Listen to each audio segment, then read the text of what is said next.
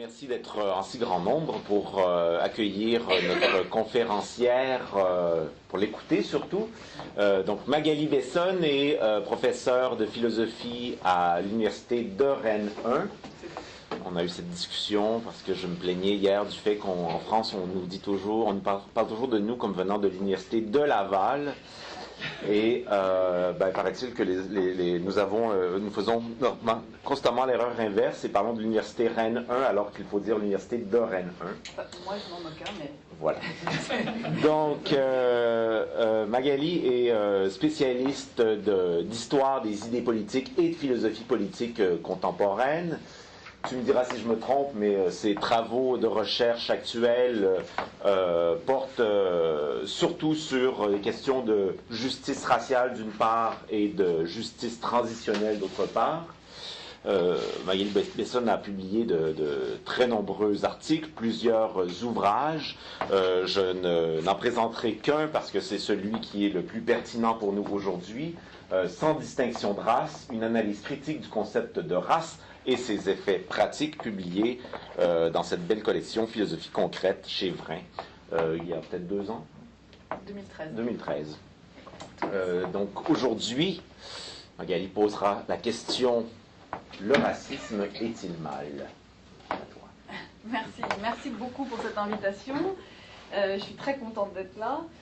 Donc voilà, donc sans plus tarder, je me lance et puis vous êtes là pour m'écouter, mais aussi bien sûr pour discuter et j'espère que nous aurons du temps pour la discussion. Donc nous savons tous que le racisme est mal et nous savons tous qu'au nom de différentes valeurs, notamment l'égalité, le respect, la tolérance, nous devons lutter contre le racisme. Le positionnement du chercheur sur le racisme n'est pas ou est rarement neutre sur le plan normatif. Nous nous engageons dans la réflexion sur le racisme au nom de l'antiracisme, et ça c'est quelque chose qu'il faut garder en tête, sur lequel je reviendrai. La double évidence, le racisme est mal et nous devons lutter contre le racisme, présente un certain nombre de difficultés. Commençons par revenir sur cette certitude partagée que le racisme est mal. De notre certitude partagée témoigne notamment l'expression de la dénégation qui précède souvent un propos raciste. Je ne suis pas raciste, mais ils ne sont pas comme nous. Je ne suis pas raciste, mais ils sont beaucoup trop nombreux. Je ne suis pas raciste, mais depuis qu'ils sont arrivés, il y a des problèmes dans le voisinage. Il est difficile, il est presque impossible de dire, même dans des situations privées, j'admets, je suis raciste, je revendique mon racisme comme une chose moralement acceptable et ouvertement tenable. Qu'il s'agisse d'une précaution oratoire de la part d'un locuteur, disons, conscient d'être raciste, et d'un locuteur qui réagit simplement à ce qu'il perçoit comme une attente morale partagée, une attente peut-être sociale de son interlocuteur, indépendamment de sa conviction propre, ou qu'il s'agisse de la part du locuteur de l'expression de sa conviction sincère qu'il n'est pas raciste. Donc ça, ce sont encore 2 options sur lesquelles peut-être je reviendrai un peu plus tard. Dans tous les cas, je ne suis pas raciste, mais, c'est-à-dire précéder sa parole raciste, ou en tout cas qu'on peut considérer raciste par je ne suis pas raciste, mais, permet d'intégrer un monde moral partagé, permet de ne pas voir sa parole d'emblée interdite ou jugée irrecevable. Et le racisme, dans l'ensemble, incarne aujourd'hui l'expression d'une condamnation morale radicale. Lorsqu'on dit de quelqu'un, d'un comportement, d'une parole, d'une action, d'un régime politique qu'ils sont racistes, l'apartheid en Afrique du Sud, qui est un des exemples paradigmatiques, dans notre discours ordinaire, nous ne nous contentons pas de formuler un constat descriptif sur cette personne, cette parole, ce régime, mais nous formulons un jugement normatif à leur encontre et nous témoignons du fait qu'il y a quelque chose de profondément problématique sur le plan moral, quelque chose de blâmable dans l'attitude, la parole ou le régime en question. Mais cette certitude partagée, que le racisme est mal, ne permet pas pour autant d'être certain de ce qui précisément est mal dans le racisme. Qu'est-ce qui fait que le racisme est mal. Cette propriété, cette caractéristique morale, cette valence négative attachée au racisme, être mauvais, est-elle inhérente au racisme, c'est-à-dire fait-elle partie de la définition même du concept racisme, ou lui est-elle attachée de manière seconde dans nos jugements ordinaires? On définirait d'abord le racisme et puis on se poserait la question de savoir si c'est ou ça n'est pas, dans certaines circonstances ou de manière instrumentale, mauvais. Est-ce qu'il y a des degrés dans le mal que représente le racisme? Si je dis d'une personne qu'elle est raciste, d'une blague ou d'un régime politique qu'ils sont racistes, est-ce que je dis la même chose sur le plan moral de cette personne, de ce régime ou de cette blague? Est-ce qu'ils sont mauvais pour la même raison et pour la même unique raison, c'est-à-dire le fait qu'ils sont racistes? Est-ce qu'il y a des degrés dans la condamnation morale que l'on attache à la parole, à l'attitude, à la personne ou au régime? Pour répondre à cette question, et de manière liée, il faut également remarquer pour commencer que si tout le monde s'accorde pour reconnaître que le racisme est mal, l'accord est bien moins unanime sur ce qu'est exactement le racisme et sur le fait d'identifier tel comportement, telle parole, etc., comme raciste. On a vu récemment dans l'élection américaine que beaucoup de débats tournaient sur le fait de savoir si Trump était raciste ou non, si telle parole qu'il avait prononcée était raciste ou non. Et quelle que soit par ailleurs l'opinion qu'on peut avoir, le fait même que ça ait pu être débattu montre qu'il n'y a pas, dans les jugements ordinaires, d'accord évident sur le fait que telle parole ou telle attitude était en effet raciste. Un autre exemple qui change de contexte et qui me ramène au mien, à mon contexte, c'est-à-dire la France. Cet été, fin août, un camp d'été décolonial a été ouvert pour la première fois et c'était un camp d'été réservé exclusivement, comme c'était indiqué sur leur site, aux non-blancs ou aux personnes subissant à titre personnel le racisme d'État en contexte français. Fin de citation du site. L'ouverture de ce camp d'été décolonial a soulevé un tollé auprès des élus, mais également a engagé une controverse publique assez large. Et par exemple, Laurent Bouvet, professeur de sciences politiques, l'un des représentants en France de, disons, ce qu'on pourrait appeler, en suivant Cécile Laborde, le républicanisme officiel comme politique publique française, a par exemple estimé dans Le Figaro, je cite, qu'il y a une forme de racisme en effet dans cette exclusion, il veut dire donc l'exclusion du camp aux personnes blanches. Donc il y a une forme de racisme en effet dans cette exclusion puisqu'elle s'appuie non pas sur des idées ou les comportements de ceux qui sont exclus, mais sur une de leurs caractéristiques physiques, la couleur de leur peau. Bon, là aussi on peut discuter parce que ce n'est pas exactement ce que disaient par ailleurs les organisateurs du camp d'été décolonial, mais voilà comment la question a été très largement posée dans le débat public en France. Et Laurent Bouvet récuse l'existence même de racisme d'État, contre lequel le camp d'été affirme au contraire la nécessité de s'organiser et de se former dans la tradition de la lutte d'émancipation décoloniale. Alors le camp est-il raciste ou est-ce sa condamnation qui est raciste? Le problème n'est pas seulement que l'on parle de racisme à propos de phénomènes très divers, blagues, individus, personnes, attitudes ou régimes, et qu'il peut y avoir le risque de diluer la pertinence du concept et de rendre son évaluation morale compliquée. Le problème est plus encore que s'affrontent des diagnostics contradictoires sur l'identification de tel ou tel phénomène comme raciste, et cela au nom d'une posture morale et politique anti-raciste dont on serait le juste représentant. Les organisatrices du camp d'été, tout comme Laurent Bouvet, dénoncent l'autre au nom de leur propre antiracisme. Donc pour tenter de démêler cet écheveau conceptuel et normatif, il faut bien sûr, me semble-t-il, parvenir à définir le racisme. Savoir ce qui permet à juste titre de parler de racisme pour désigner certains phénomènes, mais pas d'autres, puis parvenir à évaluer leur statut moral est un problème théorique, c'est le problème du philosophe, mais c'est un problème dont la légitimité est pratique. C'est aussi, peut-être d'abord, parce que nous cherchons à faire disparaître le racisme de nos sociétés, qu'il nous importe de déterminer en quoi il consiste et pourquoi il est mauvais, de sorte qu'on sera capable d'évaluer laquelle ou lesquelles des stratégies antiracistes à notre disposition seraient les plus prometteuses et lesquelles seraient, à tout prendre, plutôt des pièges. Encore une remarque préalable. Comme le note Tommy Shelby dans un article publié en 2014, si l'on admet que l'on parle de racisme à propos de multiples objets, des sujets, des discours, des comportements des institutions, si l'on admet qu'est toujours associée au terme de racisme une charge accusatrice extrêmement lourde, on a alors deux stratégies à notre disposition.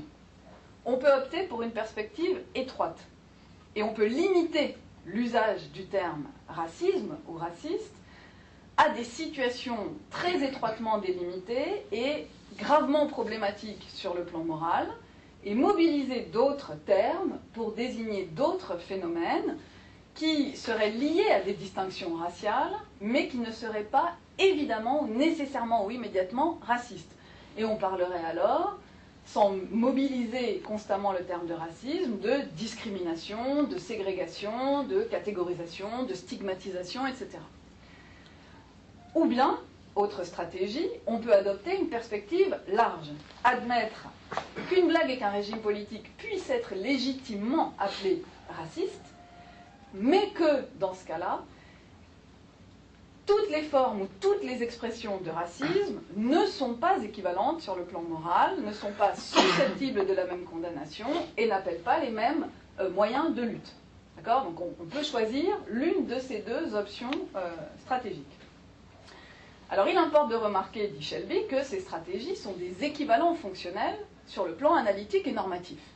Et que le choix de l'une ou l'autre de ces focales, discursives ou sémantiques, relève d'arguments pratiques, antiracistes.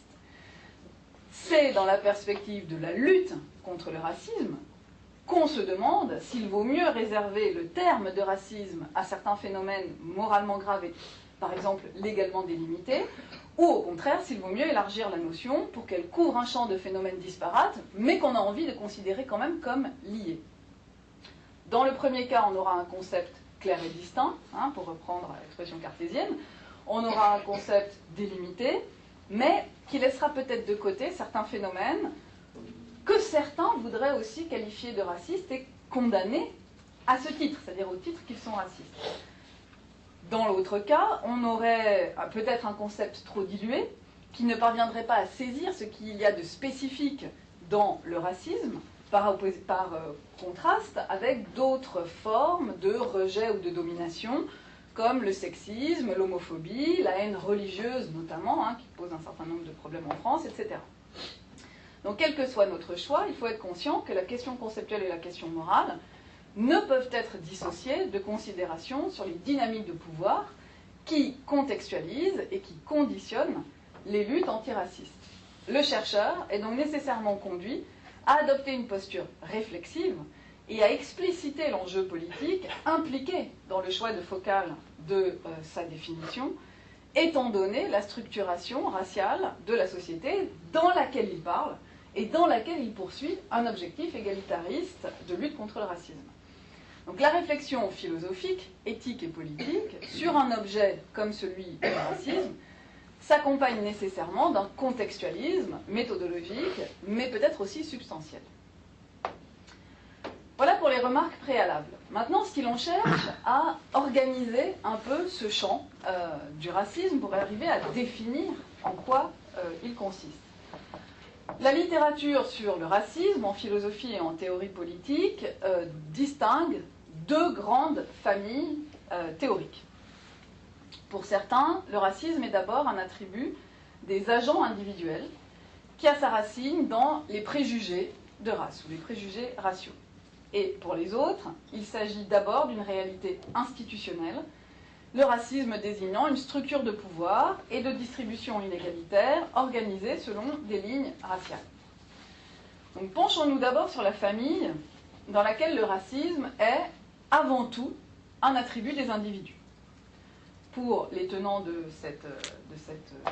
ces théories, disons, de cette ce courant, les institutions, donc j'entends ici l'école, la police, le logement social, etc. Les institutions ne peuvent être dites racistes que de manière secondaire, de manière indirecte.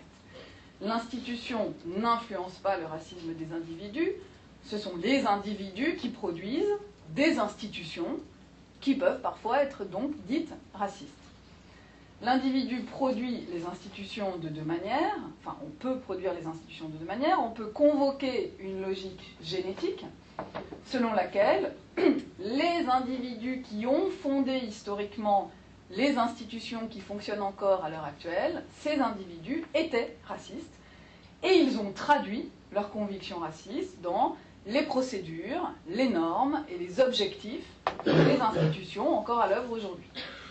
Le racisme se perpétue alors dans le fonctionnement des institutions depuis leur origine, même si les comportements ou croyances actuelles des opérateurs institutionnels ou des agents individuels institutionnels ne sont plus nécessairement consciemment racistes.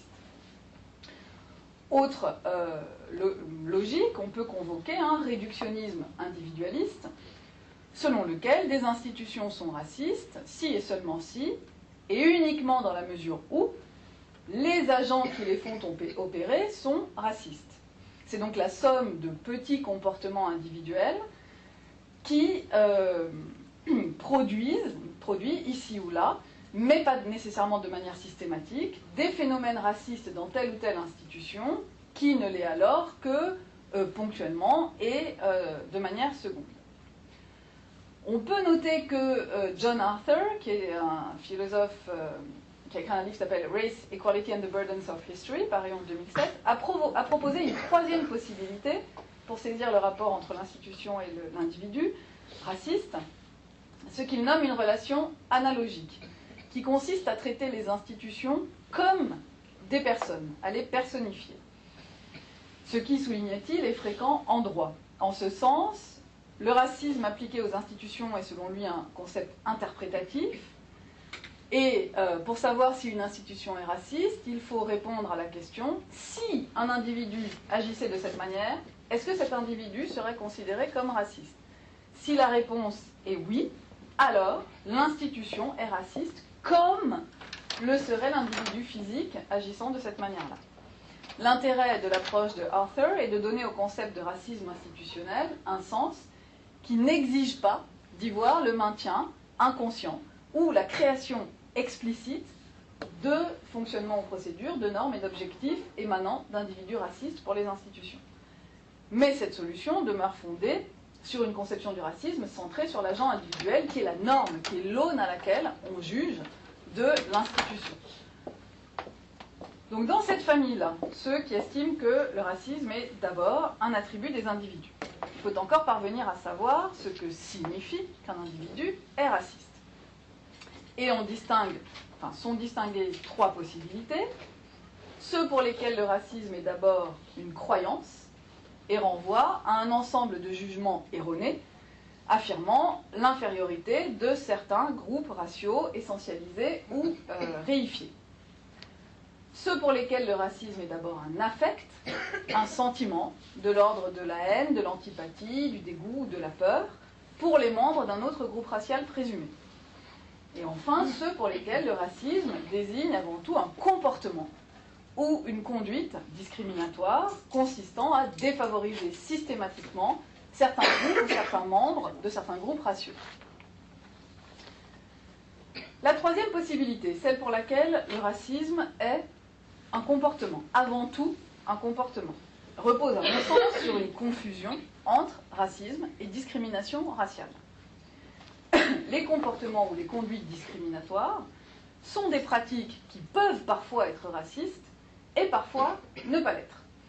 C'est-à-dire qui ne s'accompagnent pas nécessairement d'une évaluation négative du référent et qui peuvent être effectuées à l'insu de l'agent qui discrimine, lequel peut demeurer inconscient que son comportement est motivé par un facteur racial. On parle de discrimination intentionnelle ou non intentionnelle.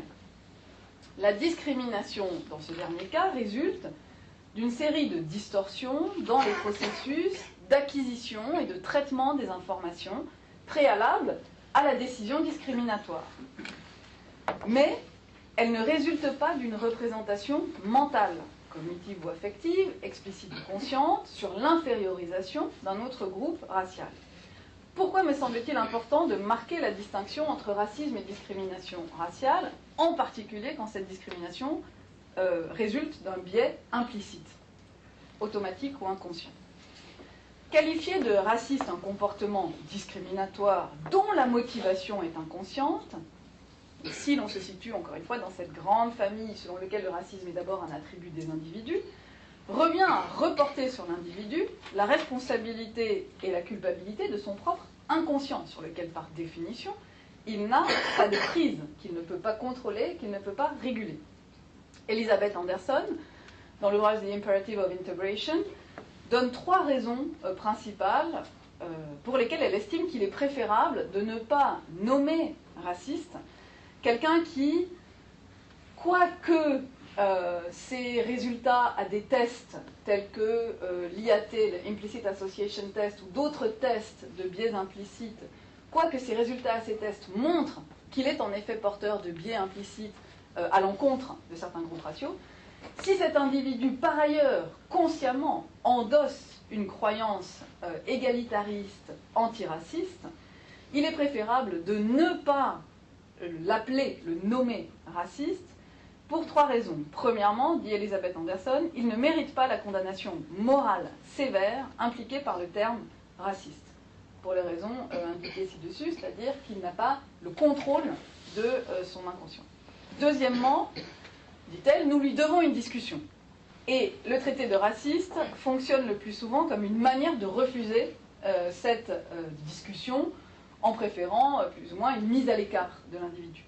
Et troisièmement, de la part de l'individu, le traité de raciste provoque le plus souvent une réaction de défense qui empêchera tout effet positif de la discussion. Donc on voit que les 3 raisons d'Anderson sont pragmatistes et discursives, enfin s'intègrent dans un processus discursif.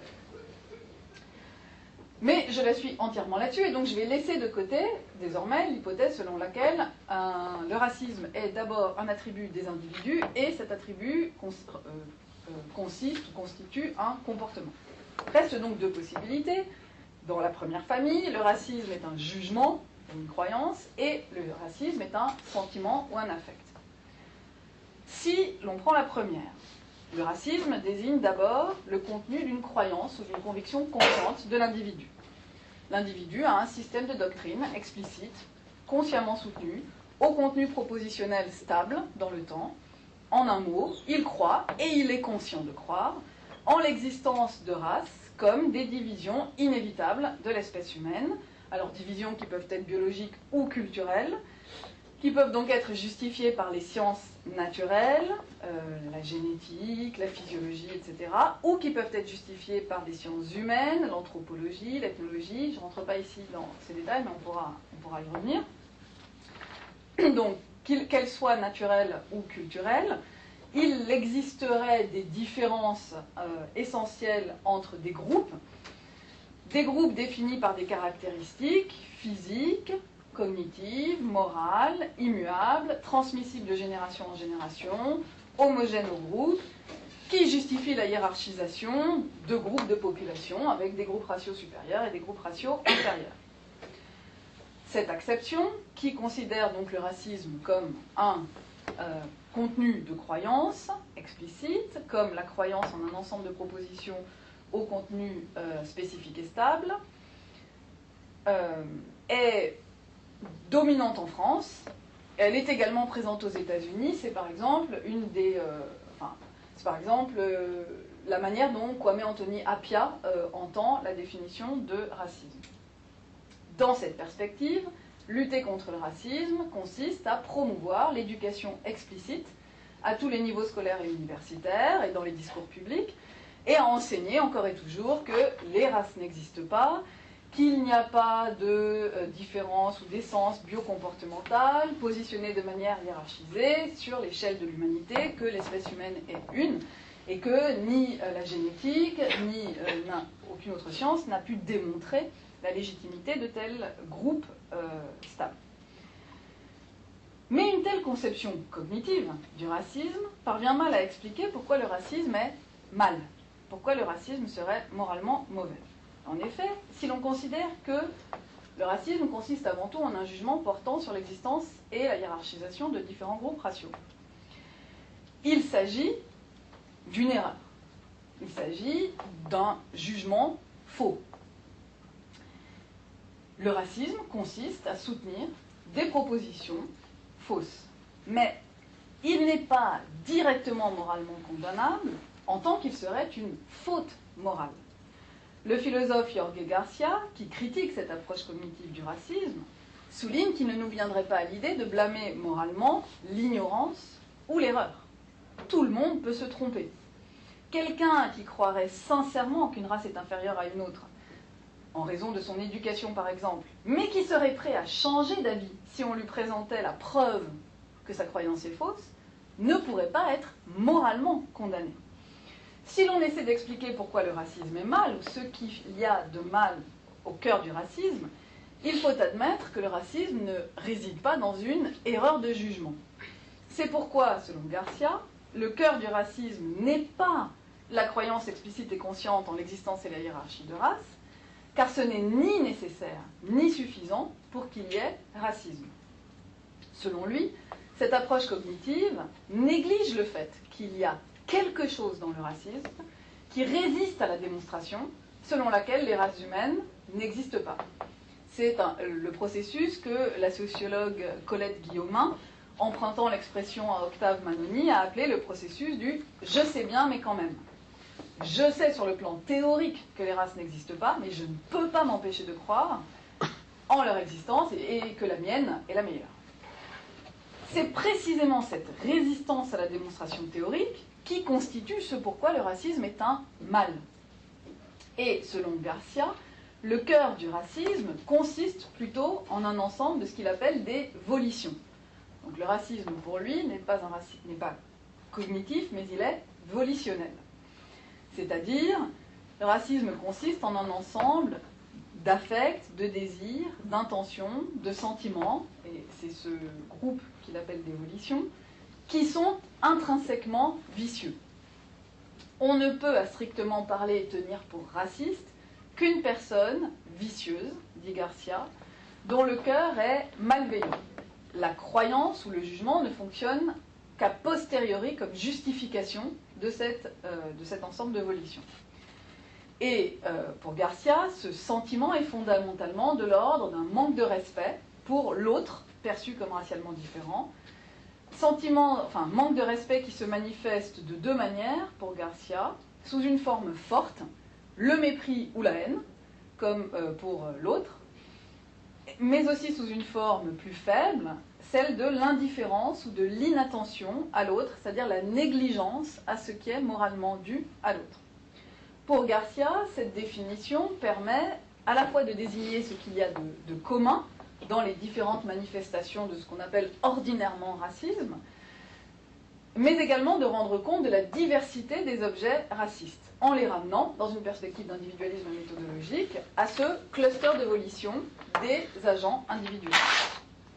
Donc dans cette perspective, le racisme est mal, non pas parce que les croyances sont fausses, pas non plus parce qu'il y aurait de mauvaises conséquences des comportements discriminatoires pour l'égalité de tous, mais parce qu'il témoigne du caractère malveillant, le terme de Garcia c'est ill will, une mauvaise volonté, une volonté mauvaise de l'individu raciste.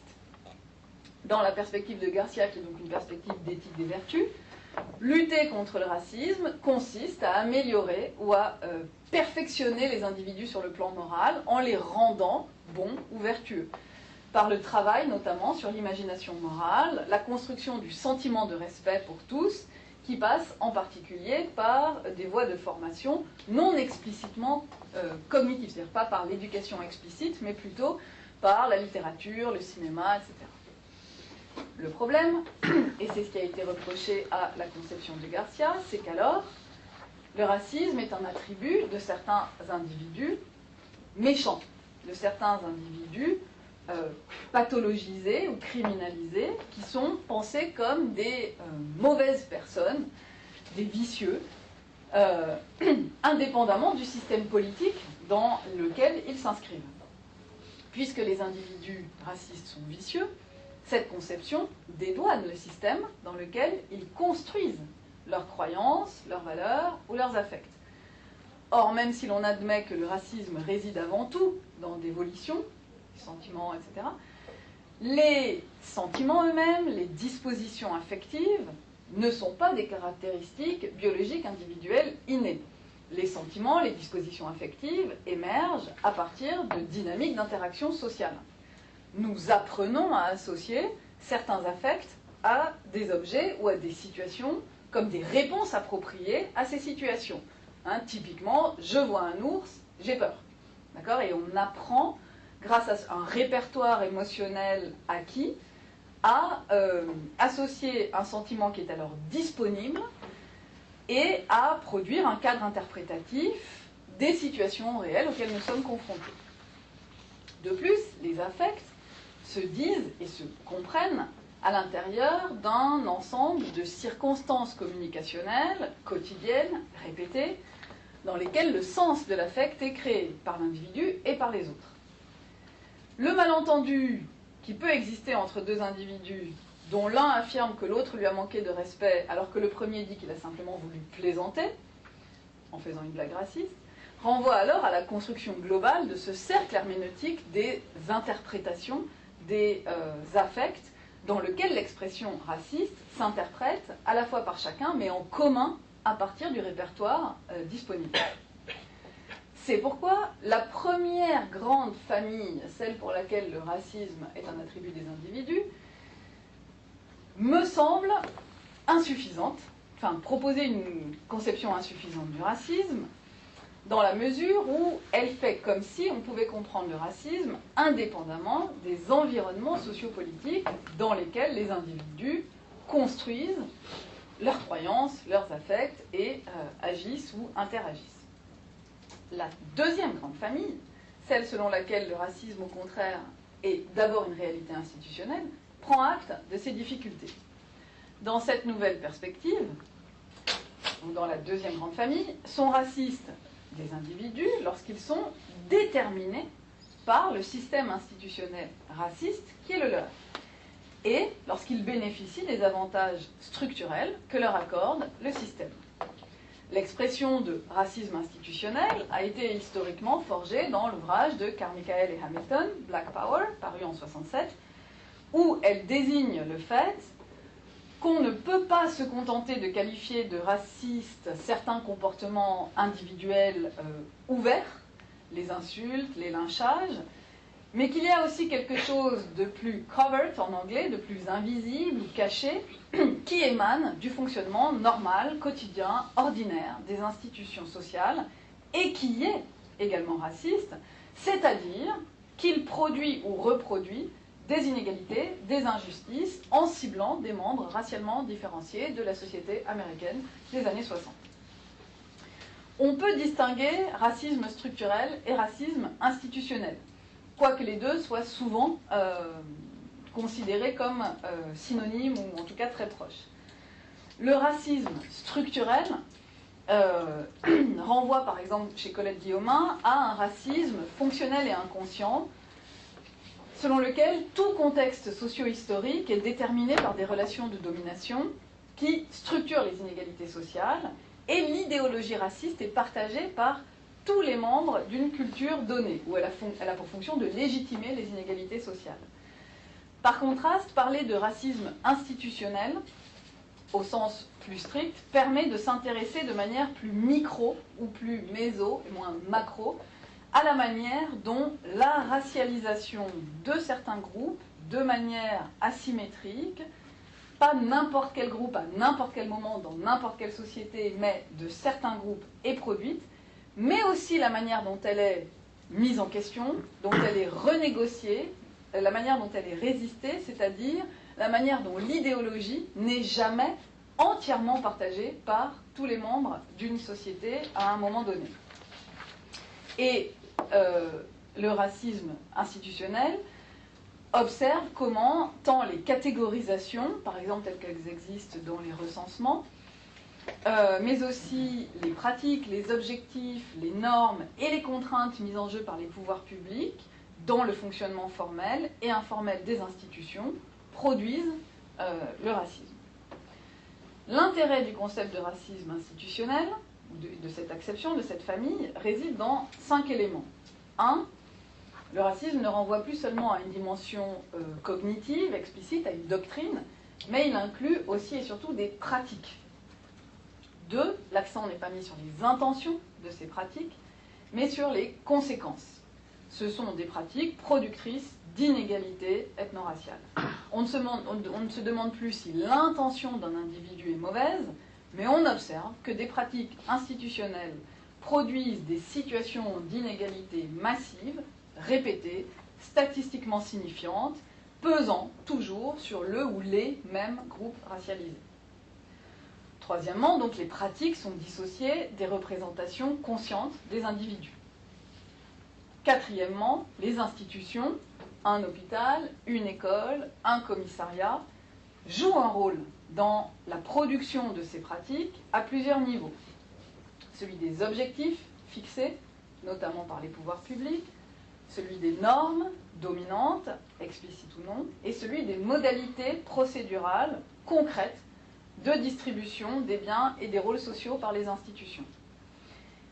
En outre, les institutions sont appréhendées de manière plus singulière ou ponctuelle. Si une école est productrice d'inégalités, ça ne signifie pas que toutes les écoles de France et de Navarre, que l'école publique produit des inégalités. Ça peut signifier, mais on ne rentre pas par le niveau macro, on rentre par la manière dont, dans une école donnée, sont produites des inégalités.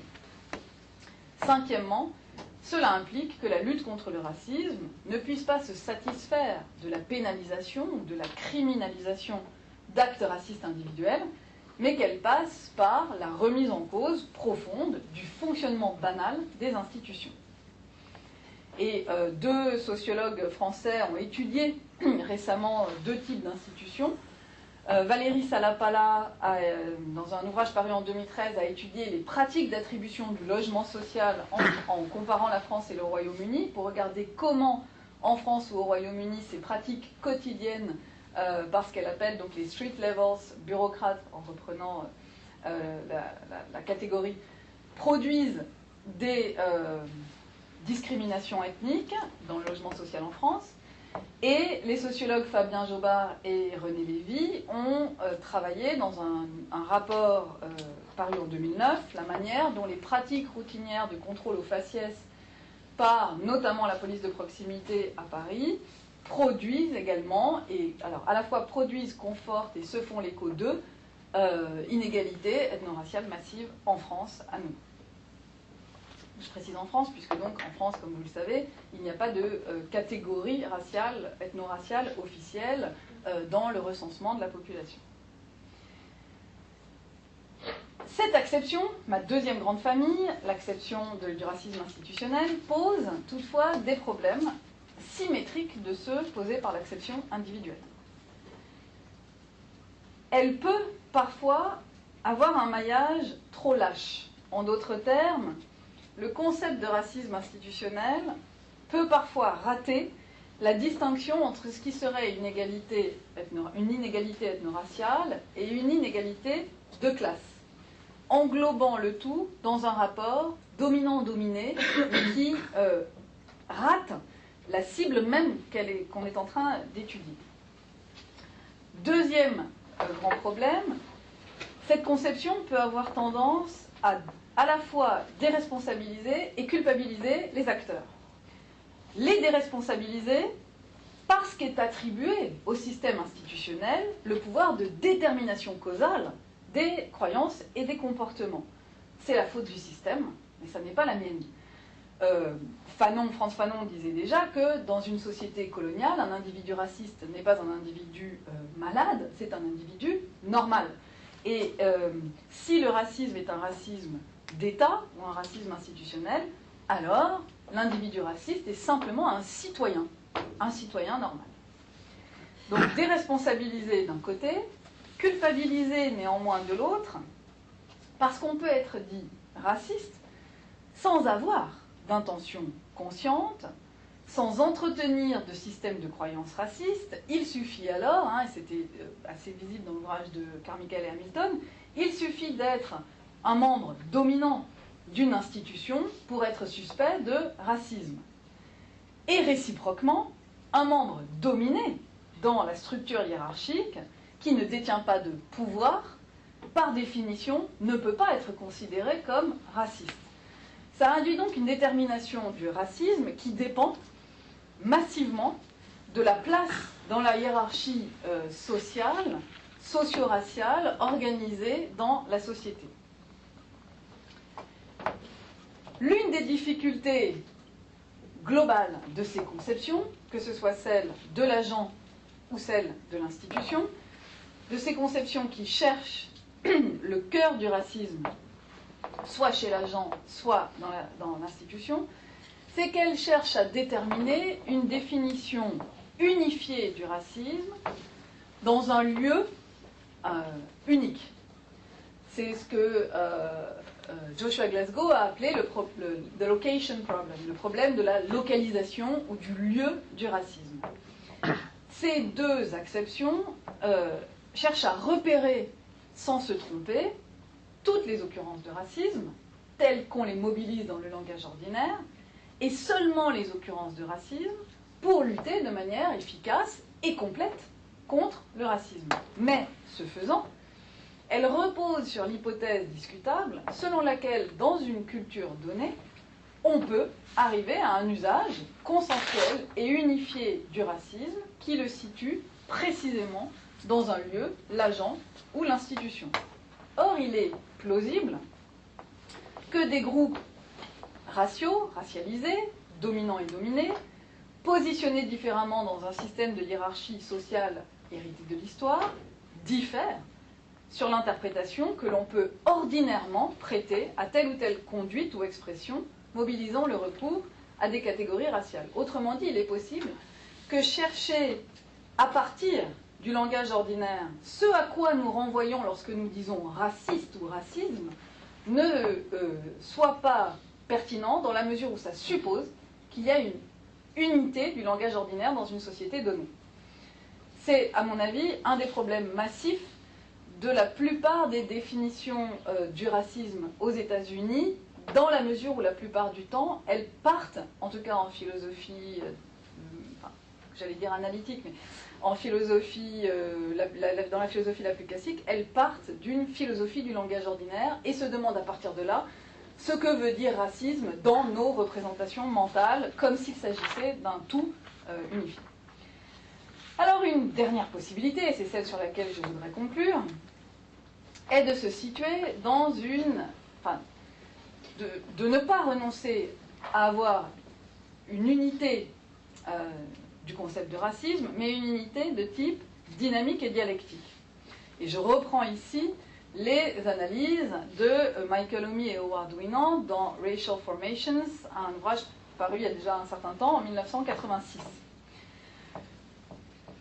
On peut essayer de penser le racisme comme la construction d'un projet de racialisation affectant à la fois les institutions, ayant des effets de pouvoir structurel, et les individus en tant qu'il s'agit de corps situés et interagissant dans des comportements, des relations sociales quotidiennes qui, en retour, influencent le fonctionnement et les normes des institutions.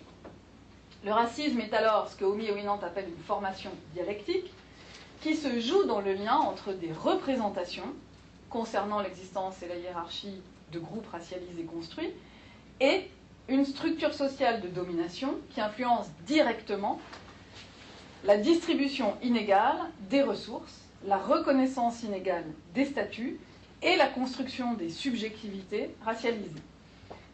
Omi et Winand écrivent que le racisme comme projet ou formation raciale est, je cite, simultanément une interprétation, une représentation ou une explication de dynamique raciale et un effort pour réorganiser et redistribuer les ressources donc symboliques et matérielles, en fonction de lignes raciales particulières construites. Dans ce cas, la croyance raciste individuelle n'est pas stable et consciente, contrairement à ce qui était le cas dans notre première acception. La croyance raciste individuelle est, au sens un peu plus strict du terme, une idéologie, c'est-à-dire un ensemble plus ou moins cohérent de croyances, plus ou moins formulées, plus ou moins implicites, traduisant un rapport déformé à la réalité sociale et produisant des biais sur l'interprétation des phénomènes sociaux, ayant pour effet de créer ou de perpétuer des relations sociales injustes. Les affects individuels sont, eux, acquis, comme on l'a dit, dans un contexte social qui les inculque et apprend à les exprimer. Les comportements racistes sont tolérés, admis et justifiés par un appareil, notamment juridique, la formation raciale, le racisme comme formation raciale, ne pouvant être saisie sans accorder une attention particulière à la manière dont les lois soutiennent l'ordre racial inégalitaire et réciproquement la manière dont des décisions, des jugements légaux dépendent des convictions raciales des acteurs juridiques. Et on retrouve ici tout le champ de la Critical Race Theory en tant que théorie du droit, théorie juridique. Concevoir le racisme par le prisme de la formation raciale peut donc permettre de parler d'individus racistes lorsqu'ils adhèrent à une doctrine soutenant l'infériorité de certaines races. Et il y en a. D'action raciste, lorsque l'agent peut rendre compte de son action par des raisons ou des motifs relevant d'une idéologie plus ou moins consciente, implicite ou exprimée au moment de son action. On peut parler de symboles racistes. On peut parler d'institutions racistes si elles opèrent de telle sorte que certains groupes raciaux soient systématiquement victimes d'un traitement produisant un impact négatif disproportionné sur le groupe, même en l'absence de représentation raciste consciente de ceux qui ont pris les décisions. Dans cette perspective, donc, aucun des lieux d'attribution du racisme n'occupe de position analytique privilégiée. Et on peut avoir alors une conception unifiée du racisme sans avoir pour autant un lieu spécifique particulier du cœur du racisme. Si le racisme est mal dans cette perspective dialectique, c'est parce qu'il consiste à produire ou construire les races comme groupes sociaux maintenus à des positions d'infériorité ou à des positions inégalitaires dans la hiérarchie sociale, certains groupes racialisés étant favorisés, certains groupes racialisés étant en position d'infériorité.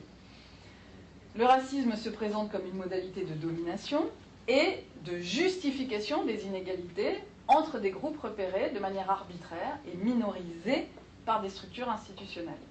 Le racisme est mal, donc, parce que les relations entre les groupes sont des relations d'oppression. Quoique la qualification de raciste constitue alors bien une critique, elle ne constitue toutefois pas une condamnation morale écrasante qui aurait alors pour effet contre-productif de culpabiliser ou de pathologiser les acteurs ou au contraire de les irresponsabiliser. La critique peut alors constituer une alliée efficace des politiques antiracistes et c'est là qu'on peut retrouver le rôle propre du chercheur ou du chercheur en sciences sociales ou du philosophe. Lutter contre le racisme passe donc par d'abord la visibilisation et la conscientisation de nos croyances morales implicites, mal formulées, parfois incohérentes, en déconstruisant les biais perceptifs, les stéréotypes négatifs et les affects négatifs associés. Mais lutter contre le racisme passe aussi par l'étude des circonstances précises dans lesquelles émergent les projets raciaux, les formations raciales, ces formes particulières historiquement situées de formation raciale. Ces circonstances doivent être l'objet d'une enquête historique et généalogique, d'une enquête sociologique, d'une enquête politique, permettant d'établir la signification du racisme dont nous héritons aujourd'hui, afin de nous rendre capables de l'identifier comme tel et de l'identifier dans son mode de transformation par rapport à des formes qui auraient été historiquement dominantes mais différentes de la nôtre. Nous devons nous rendre capables de diagnostiquer les formes particulières que prennent nos racismes contemporains. La réflexion morale sur le racisme, donc, qu'est-ce qui fait que le racisme est mal, est indissociable d'un travail avec les chercheurs en sciences sociales qui permettent de contextualiser cette question de manière à lui apporter une réponse, elle aussi, contextualisée. Merci.